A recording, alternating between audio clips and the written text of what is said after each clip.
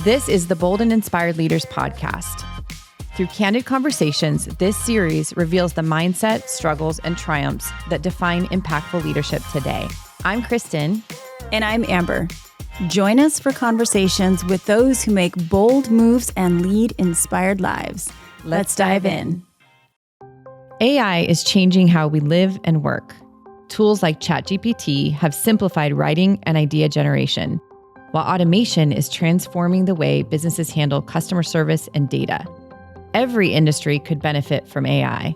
And in this episode, we talk about the auto finance industry. For years, lending, loss mitigation, and repossession have relied on slow manual processes that create inefficiencies for both lenders and borrowers. That's why AutoSquared.AI is pioneering automation and machine learning in an industry that's overdue for change. But how does someone take an idea like this and turn it into a business?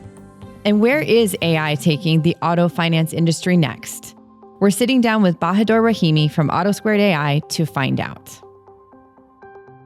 Hi, Bahador. Thanks for joining us. Hi, thanks for having me. So you spent years in the auto finance industry. What first drew you to this industry? Honestly, it was just a coincidence, actually. So prior to the auto finance loss mitigation about 15 years ago, I was in healthcare. And I missed an opportunity on a promotion in the corporation I was working at. And one thing led to another, and I met John Rhodes and joined MBSI because of that missed opportunity in healthcare. Awesome. Okay. One door closes, another opens. It was quite a surprising and delightful coincidence. So. Can you explain what AutoSquared.AI does and why it's such a game changer? Yeah. So if you think about the auto finance loss mitigation space, from the moment an account goes into a collection status all the way to the point that it's repossessed or either redeemed by the borrower or sent to the auction for remarketing, there were just so many manual processes and so many different things involved in this ecosystem. And really, AutoSquared is built on a platform, an idea of a platform where we train a cognitive model that learns about the entire ecosystem at the rate of the industry. So it's first of its kind that can actually look at the data from the entire industry, not be tied to a particular organization or a particular company, but every aspect of our industry, learn from all the transactions and the data that are available, and be able to create or process valuable decisions throughout the way. Why is it such a game changer, though?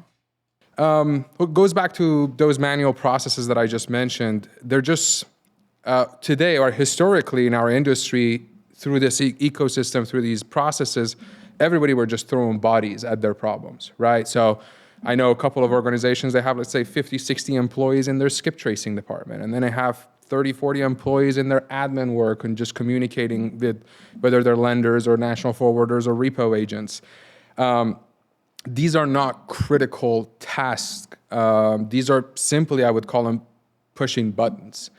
But as the volume of our industry is going through an increase in the delinquencies and other things, we're seeing all-time high delinquencies. So in the history of the U.S. economy as it relates to the auto finance. So they constantly have to throw bodies at them, and at some point it's hitting the floor where it's just they can't.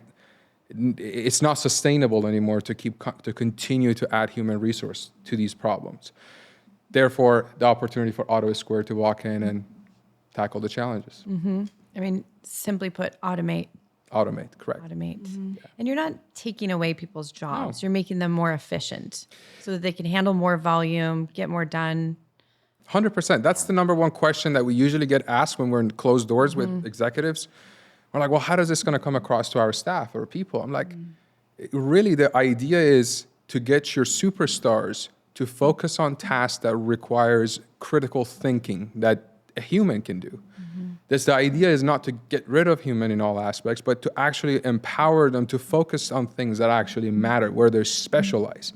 Not pushing buttons, copy-pasting text from one screen to another, pushing buttons from one screen to another. It's not, that's not productive. That's not efficient. Someone can bring additional value, do more value add things that actually can move the needle for the company and everyone involved. And there's a lot of, I mean, the auto, how long has the auto finance industry been around? Or auto industry? We could all take a guess. Hundreds? Not hundreds, No, but no, over. no. When was the first car invented? Probably has to be more than 100 years ago. I don't know. I would say about that. Yeah. It has to be more So than. auto finance, anyways, has been around for a long time. Correct. And that's the point. I didn't mean to put you on the spot. no worries. Now we're going to, everybody Google that, please. But so there's systems in place and there's not been a lot of, has there been a lot of change and innovation in the auto finance industry, at least in this loss mitigation portion of it? When I first started, they were still lenders that would send an email or even a fax. Mm-hmm. Actually, we did have a credit union who would send us a fax of repossession orders. And that was about 15 years ago. There were still pieces of paper that drivers out in the field will print and put on the dash of their truck and run addresses as they're going to find vehicle and repossess vehicles. Did they use MapQuest? They did use MapQuest, yes. So definitely it has changed over the years. I can't say it hasn't.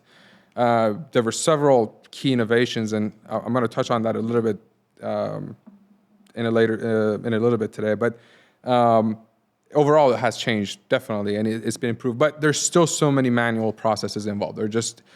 There's always room for improvements, and I would say we're not halfway done in where it could potentially be. Yeah. And you and your co-founder, John, was there a point when you guys looked at each other and said, we can fix this?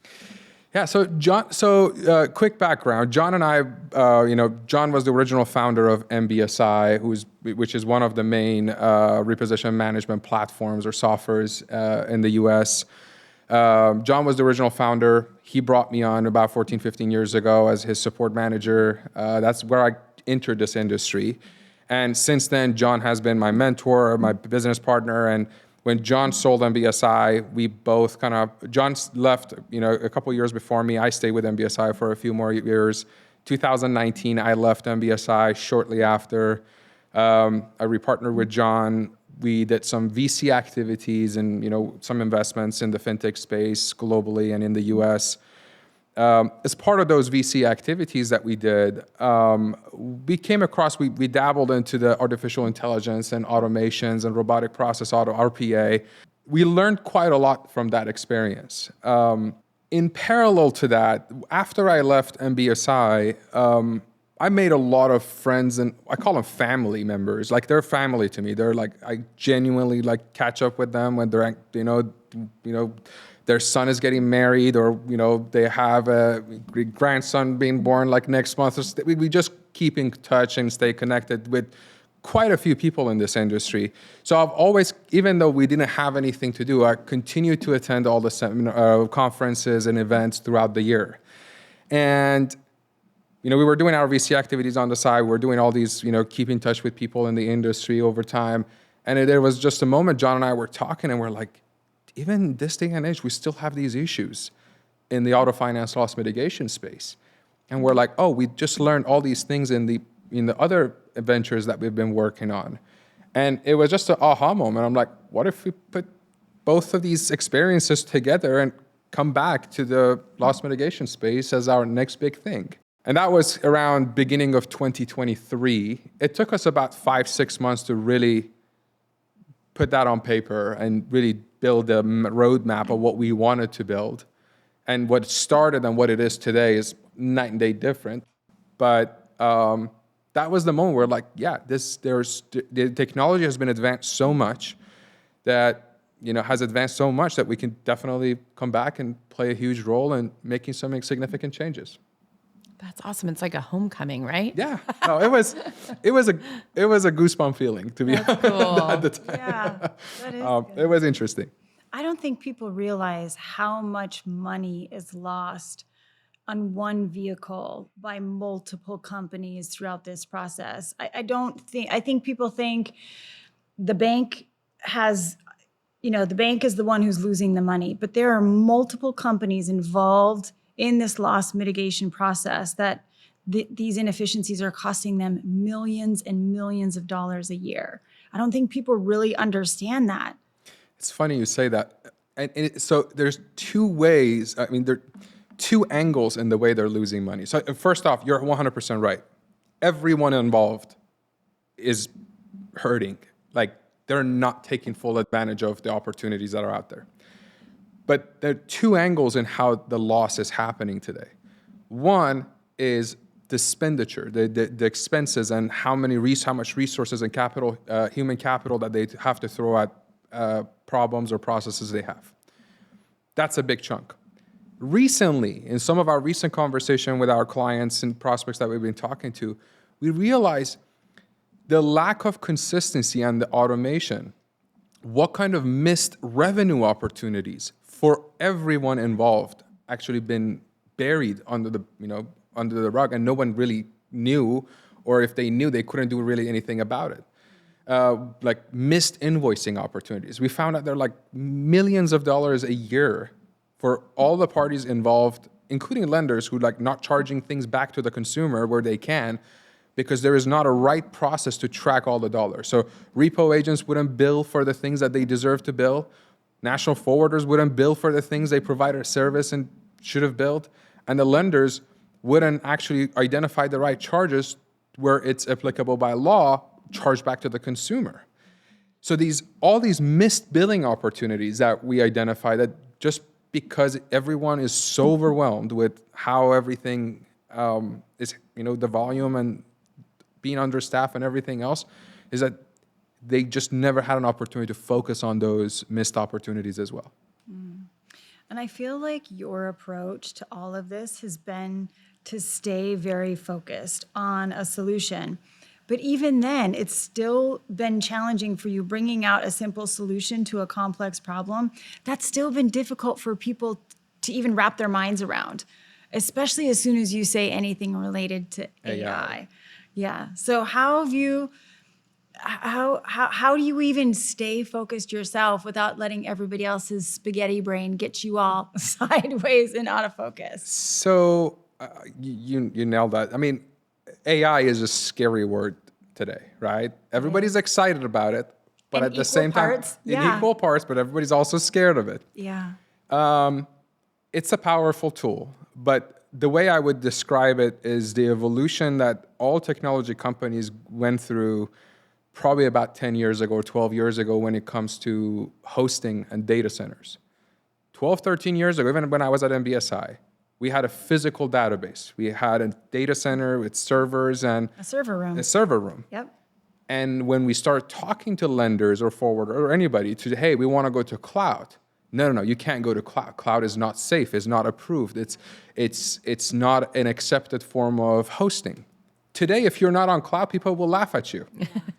You will be like, okay, what age and what age are you living in, right? The same thing is going to be with AI. Today, you're going to have the leaders, and then you're going to have the followers. The followers are probably going to stay back and wait for the leaders to take a few steps. Right now, we're working with clients who want to be the first in the market for these type of changes, these type of evolution, so to speak. So does that make an ideal client for AutoSquared right now? Is you sort of in that initial business development conversation, the conversation you're listening for things like, hey, I don't know how this is going to affect us. I know it's going to affect us, and I want to be a part of the solution, or rather than we're against any change. Correct. Yeah. No, and this is exactly so. And one of the things that we're doing is we have, several different automations that gets plugged into different stages of the process, the life cycle of an account. Not every single one of them, quote unquote, touches AI. Some of them are just simple decisioning that can get enhanced by AI. But even right now, with simple decisioning engine, the old school coding, so to speak, still can solve a lot of problems. So we know kind of where to draw the line, client by client basis. We can go 20 miles an hour, 50 miles an hour, 100 miles an hour, depending on their comfort level. And it still moves the needle for them. But again, the ideal client, to your point, yes, those are who are aggressive to not be last in this space. And there are quite a few. I mean, there's a mix of all kinds. I mean, we have clients who've told us, hey, right now we're not doing anything with AI, but can you please reach back out to us in 2026? We have clients who've been piloting with us since we launched the company. And they went through that initial phase. They went through the build of the process. They were our partners it wasn't a vendor-client relationship. They were our partners. They were as excited about this as we were, as if they're one of the founders. And, on a side note, we're forever, grateful for them. But those are the two types of customers that you'll see, or clients that you'll see that you interact with. So the moral of the story is when you have something that's disruptive or innovative to the point where it's scary to a part of the market, your approach is look for the people who are saying, I don't have all the answers, but I know this is coming and I know I need to figure out how to integrate it into my business. Yeah, no, I mean, that's one of the things about John and I think we're sometimes a little, in a good way, stubborn to take no for an answer. Oh, I hadn't noticed. We always, I'm a firm believer when there is a will, there is a way. And there are two aspects to this. One is ask questions and really questions the status quo and figure out what is being done today that no longer even needs to happen. And this is, kind of digressing a little bit, but our approach with all of our clients is really not a vendor-client relationship. It's truly a partnership relationship. We sit down and we talk about the pain points. They, tell us what their pain points are. We ask questions before we even say, we can right away fix this for you. Let's just talk about it. Like, figure out what are everything else you do. You can have the best technology in the world. You can have the best data in the world. If your processes are not efficient, at the end of the day, the technology and the data are not going to help you. You have to have a proper and fluid workflow. And if that is not in place, technology or nothing else is going to help you as much. You're really not going to extract the best value out of it. So that's really our approach, is we sit down, we talk, we ask questions, and we challenge them on the things that they've been doing for the last 20 years. But do you still need to do it? Mm-hmm. And if not, how can we pivot our processes and then apply the technology and automations to it? Now you automatically eliminate 20 steps in the process because it was an expectation before, and now just everybody got used to it and they continue to do it. And really, that's really how we tackle those conversations and we approach them. Do you have a favorite story of impact that you've made with one of your clients/partners? Favorite story? I didn't put you on the spot with that, but no. I'm curious. One of the things. So I'll talk about the impound process, and like this was one of the pivots that we did in early on in the company. One of our first lenders that came on board with AutoSquared. They had about 10 or 12 people in their impound department, and they would receive these impound notices, and they would pick up the phone, call the impound lot, and get some answers. And if they're going to go pick up the car from the impound lot, they would generate all the documents. Our initial solution was to provide the lender with real-time impound notices. We monitor your portfolio with our partner LoanBridge. As soon as we get the data back, we'll automatically send that over to you. We automate the workflow internally within your system of record. Everything gets generated right away. So within seconds, your staff have all the details they need for that impound within their queue, so they don't have to go through emails or look at a spreadsheet to figure out what they have to do. I remember like a stack of papers, and it was like, those are impounds. We haven't gone through those yet. That would happen. Yep. So, and then as part of the conversation, I honestly didn't know. All these years in the industry, I wasn't really that knowledgeable about the impound process. And as we dug deeper and we were talking to them through scoping this out, I realized on every impound release, they generate at the very least 4 documents, sometimes up to 6 or 7, depending on the state and again, location or the state or city requirements. I'm like, are these forms just templates? They're like, yeah. Like, we can pre-fill every single one of the documents in all 50 states for you. So now that was just like, okay, let's do this. And all of a sudden now, from going and spending 20 minutes per impound notice, 30 minutes per impound notice, they're going into 3 minutes, 4 minutes, 5 minutes per impound notice.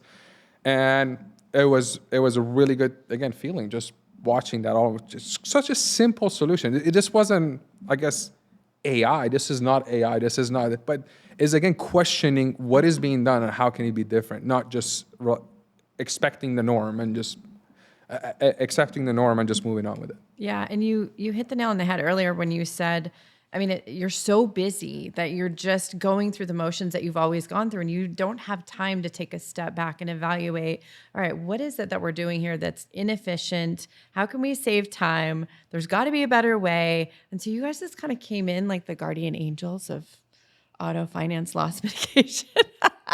And we're like, we're here to help with your cape and everything. But a lot of people didn't see you that way, like you said.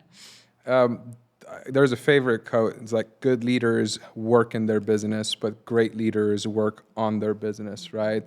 And it's like just going outside rather than being in the minutia every day, being in the fire and just, again, drinking from the fire hose every day. It's just like, take a step back, just go step back 10 feet and just look at the whole thing holistically and just figure out where else things can change and where things can be modified that would, again, shift your entire ecosystem for a better. Mm-hmm. I used to work for a gentleman, and his head would come off his body when somebody on his team would say, he would question something, and they would say, but this is the way it's always been done. He would, because his response was, but is that the best way to still do it today? So when you think about the conversations and you going out in this industry, you're going to meet resistance. Mm-hmm. And you're going to meet resistance because some people just may be jealous because of what you've done. Some people may be insecure. Some people might not understand. How has the entire company responded to anybody who said, that'll never work? That'll never change the industry? Honestly, simple. We put our focus and energy on people and clients who believed in the vision. Mm. And we always kept in touch with the people who thought it wouldn't work. Matter of fact, one of our clients that we're just recently bringing on wasn't a believer at first. And then they waited, see what we did with the other clients. And once they saw everything, how it works, and now they see it in action, now they're like, and I'm not exaggerating. On the way here, I actually got a text from him that he referred me to another client that, oh, wow. Hey, I just talked to so-and-so at the other company and they're interested, give him a call. It's normal. I would say it's expected. Again, we're talking about a revolutionary item. We're talking about something that is not commonly accepted. So it's normal. We expect it for people to at first not believe in the vision and the idea, and we focus on the areas where we have a good partner to build on that relationship and build on that partnership and show them what can be done. Use the data, proof is in the pudding. So use that to then gravitate the rest of the folks. I love that, because the more you put your energy towards the people who are accepting and open and are realize that they have a problem and they need a solution to it, then the more you can grow and the more case studies you build, and then eventually those will come along. And that just kind of means a little bit of common sense. Yeah. And from a sales and marketing perspective, we see this all the time. So we go in and work with companies where they are rolling out new ideas, new products, new services. And oftentimes we found that the resistance comes from the fact that a lot of people don't actually see it yet. So they may, in some degree or some way, conceptualize it, but they don't really understand how it's going to play out. And so what I just heard you say is that I feel like some people in your industry have had to see this play out. You may have said what you were going to do, but then they had to see the solution, work in a business, see the savings, see less full-time employees, or those full-time employees dedicated towards higher revenue producing parts of the business.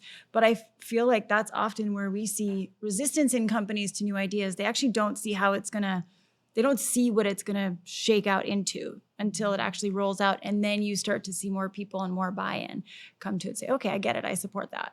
Yeah, no, absolutely. And one other thing I would like to add, what we are working on right now, I mean, as a whole, I would say we're probably the only company in our industry who's doing what we're doing as a whole. There are smaller areas where there are other companies who are playing a role in that area, but if you look at AutoSquared as a whole and the overall vision behind it, we are the only company that is doing what it's that is doing that. I've had recent conversations with some of the organizations who have a very strong internal tech team, and they talk to us about the challenges that they're thinking or considering going through using AI or other functions. And quite honestly, I've shared with all of them, if they want to brainstorm with us, even just the last 12 months, we learned so much about this process. If my beard was longer, the white hair will tell you how interesting it was. But we're more than happy. I just had a conversation with one of the CTOs of very, very reputable companies in the industry. And again, he hit me on a Sunday, and we're chatting on some of the things he's planning on working internally. And I gave him what we learned. Because at the end of the day, I think this market is so big and so, again, congested. The opportunities on it is so much. I'm not worried about even additional solutions or other companies coming to this space. And I'll be happy, again, to work with anybody else who wants to brainstorm through this process, because the ideal goal for me is to change the understanding of what can be done with the technologies we have available. Not necessarily only for, AutoSquared should want to dominate the whole, auto finance industry and take over the entire space. I honestly just want to see the entire industry actually think in that direction, think forward, have that forward thinking mindset to how can you revolutionize and disturb everything you're doing today with the technology and advancements that are available.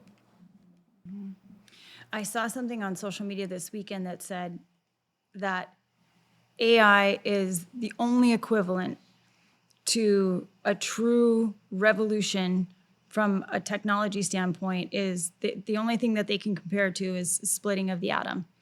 They said that's how big AI is. And the good news is all of the content, unless you're living under a rock right now, all of the content out there across all platforms from people, leaders in every industry right now is start using AI in your business today. That is the first and most critical thing you need to be doing right now is where does AI fit into your business today? I think what scares most people is that the pace in which this is going to go. I just said to someone recently that 6 months from now, AI is going to be a different experience than it is right now, and that's 2 quarters from that's third quarter from first quarter. I think it's the pace that scares most people. I think it's sort of and not knowing what it looks like as it continues to develop and evolve. It almost feels like we as humans, can we keep up? What is relevant today? What is that going to look like in 6 months from now? Yeah. We've even learned that in our own business, just using AI, it actually makes us faster as humans. Yes. Hello? Like that's exactly the whole point of what you're doing. I mean, hey, ChatGPT, for example, it's brilliant. It's brilliant. I mean, I would be lying if there's so many little things we do on a day-to-day basis. Drafting an important email to somebody that you want to focus on key things, but you don't want to sit down and write a long email and waste 30 minutes of your time. Now you give ChatGPT your main bullet points, and within 2 minutes, you have a very well written with a friendly or formal or corporate or non-corporate tone, and however shape or form you want. Yep. The whole work smarter, not harder. Yeah. It's just that idea needs to be adapted and accepted. You can even tell ChatGPT, this is a little too friendly. Yeah. Try again. It's amazing. and It's an incredible information sorter. This is Fathom Note Taker is our whole team that was a game changer for us because it's incredibly difficult to be in a meeting, take notes, but also really be focused on what the person is saying. But Fathom Note Taker, the follow-up, the bullet points, you can actually refresh your own memory. You go into your second meeting, but you go back and read the Fathom summary from the last meeting. Oh, that's right. We talked about, okay, I need to touch on these. That's where we see it start to create super efficiencies. But I think the big thing is it going to take us over? Is it just like the movies Bahador? iRobot? We shall see. I would say for things like what happened in iRobot or Matrix or other movies, I would say give it probably another 10, 15, 20 years. Even if there is a chance of it, at least 20 years. We're not that advanced yet. I don't think any of the companies will get remotely that dangerous probably until 20 years from now. Yeah. But in 20 years, get ready. I'm saying it's possible. Yeah. If they don't put the proper measure, AI is smart. AI is powerful. No one should downplay that. But I think all the companies are realizing how much proper measures and checks and balances they should put in place for it not to go rogue, so to speak. But in our space, is the data set and the decisioning and the definitions are so, even with the size of our industry, it's still so limited. There is only certain things that it's being defined and it's being trained on. So not necessarily worried about the auto finance loss mitigation space, but on a personal level, our life, so to speak, I think we're far way ahead from having any concerns with AI going rogue. Have you had challenges with your solutions and aligning those with the regulations of the industry? There are not necessarily challenges. Again, this is unprecedented approach. So mainly lenders, financial institutions, if it's not defined, then it's a no. It doesn't mean it's against the rules, but it's not defined, right? So they have a kind of like a block for it unless it's defined. What is that? What do you mean by that? So if let's say they don't have a defined policy or they don't have a defined expectation or they don't have a defined compliance rules for AI, then it's no until we figure it out, right? Mm-hmm. And that process is what everybody's going through right now. From a regulatory perspective, the way AutoSquared is built, our AI actually never sees the actual consumer information. So the way we have designed it is that our AI will only see anonymized and de-identified information, makes decision on those, and that information gets translated back into the automation platform. So the AI model itself will never see Bahador Rahimi as a consumer in its database. So we have already accounted for all the rules and regulations related to that. But like I said, not everything we also offer utilizes AI. Like, for example, we use AI to review asset pictures. There is nothing confidential about an asset picture. It's just a vehicle, right? It's just an asset, the pictures of front bumper, rear bumper, trunk, inside, all those other things. That's just a normal AI usage. It's not tied back to anybody else.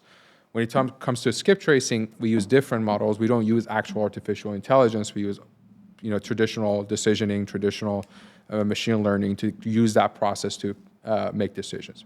I didn't know that. Yeah. Interesting. Wow. So as in any business, there's risks, right? So what are some of the big risks that you had to overcome in the beginning?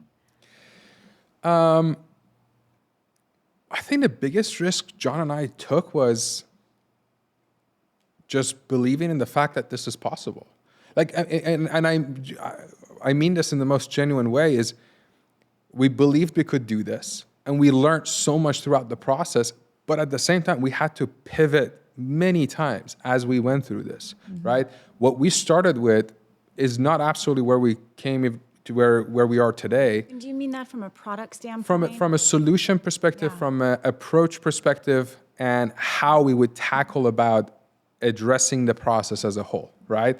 In the beginning, we're like, oh yeah, we do X, Y, and Z, and that's it, it's done. Now we're like, well, what if we don't do X, Y, and Z and only focus on A, B, and C, and we still give it 30, 50, 60, 70% lift in the process.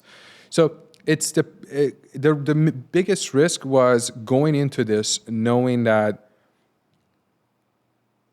it can be done, but we just have to question everything throughout the process. That was honestly the biggest risk we took, is that are we willing to go in head to head with everybody and question the processes, question the way things are done today, and then push and persuade people to look at their processes in a different way.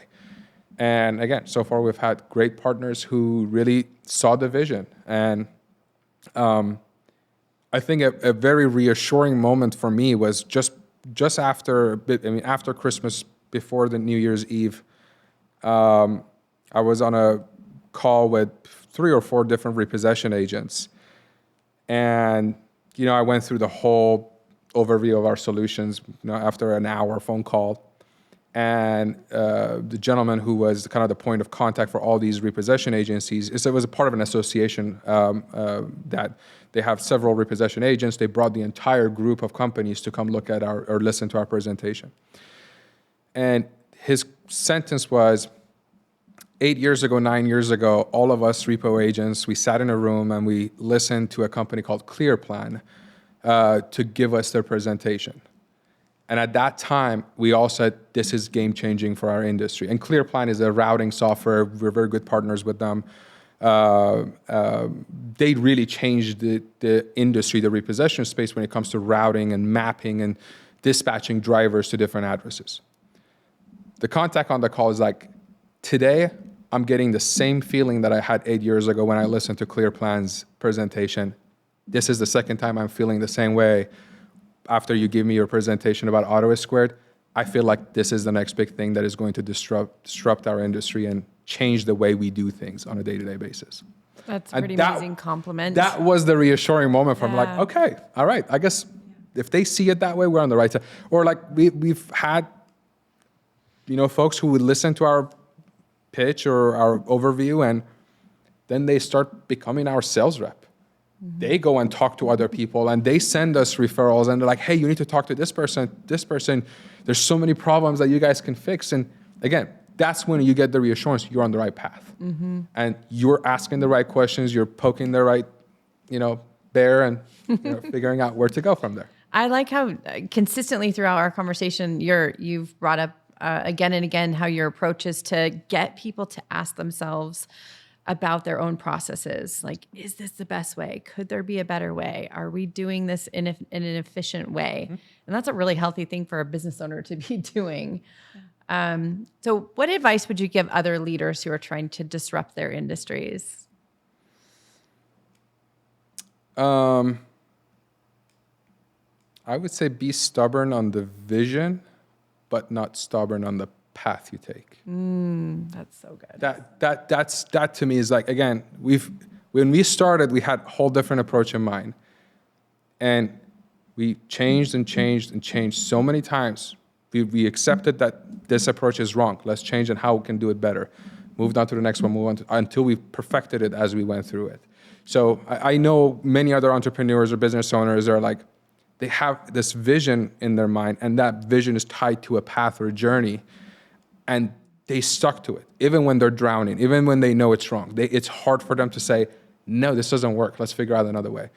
That, I think, at least I would say, and I think John has been a great mentor to me, is like, John is even more better than this on this than me, but it's like knowing when to say, hey, let's take a step back. How can we shift? How can we pivot? Keep the vision in mind, but how can we pivot on the approach, on the path forward? It's so good. I said this probably twice in the last week of when you're bringing something new to the market, you do all your research, you have a bunch of bright people around who put together a plan, and then you take the field. And if you've done your research and you have the right people around the project, you get a lot of it right. But then there are things that you didn't see coming. There are just blind spots when you launch something new, and when you learn from that, and without ego or without saying, oh, but we've spent a ton of money on this direction, being able to be the John or even yourself at times and say, wait, I think there's another way to go about this that's different than what we originally intended. It's Or just this isn't working. yeah, this So isn't. Yeah, Let's we gotta get call everybody it. together and let's figure out Reassess it. what needs to change. Exactly. Yep. Well, thanks for joining us today. We loved having you on. You're an inspiring leader. Yeah. We love working with you. I appreciate it. No, this was fun. Thank you for having me. This was awesome. Thanks, Bahador. Of course. Thanks for joining us on another episode of the Bold and Inspired Leaders podcast. Keep making bold moves and leading inspired lives. See you next time.